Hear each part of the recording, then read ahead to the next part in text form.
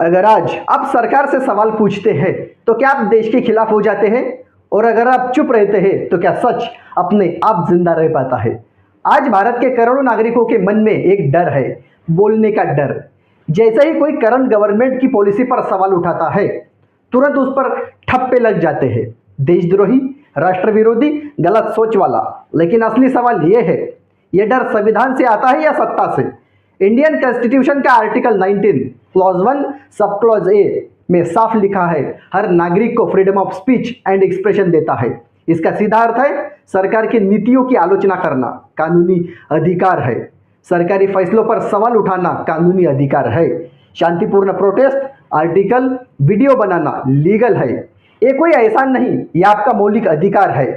1962 का ऐतिहासिक मुकदमा Kedarnath Singh versus state of Bihar. Supreme court ने साफ कहा, सिर्फ सरकार की आलोचना को देशद्रोह नहीं कहा जा सकता।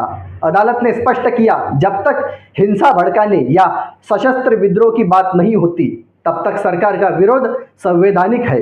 मतलब साफ है, डिसएग्रीमेंट इज नॉट देशद्रोह। 2015 में एक और बड़ा फैसला आया, Shreya Singhal versus union of India, जिसमें आईटी एक्ट का सेक्शन 66A सुप्रीम कोर्ट ने खत्म कर दिया। कोर्ट ने कहा, डेमोक्रेसी तभी जिंदा रहती है जब सिटीजन को डिसेंट का हक मिले। अगर बोलने पर ही जेल हो तो डेमोक्रेसी सिर्फ इलेक्शन का ड्रामा बन जाती है।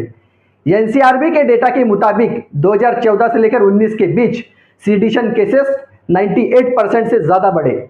लेकिन सच यह है, कन्विक्शन रेट 2% से भी कम। तो सवाल यह है, अगर लोग सच में गुनहगार थे तो सज़ा क्यों नहीं हुई? या फिर ये केसेस सिर्फ डर पैदा करने के लिए लगाए गए थे? 1975 की इमरजेंसी याद कीजिए, मीडिया सेंसर्ड, अपोजिशन जेल में और बोलना जुर्म। बाद में क्या हुआ? सुप्रीम कोर्ट ने माना, फंडामेंटल राइट्स का मिसयूज हुआ। हिस्ट्री हमें एक बात सिखाती है, जब बोलना बंद होता है तब गलत चीजें शुरू होती है। याद रखिए, सरकार टेम्पररी होती है, कॉन्स्टिट्यूशन परमानेंट होता है। सवाल करना गद्दारी नहीं, जिम्मेदार नागरिक होने की पहचान है।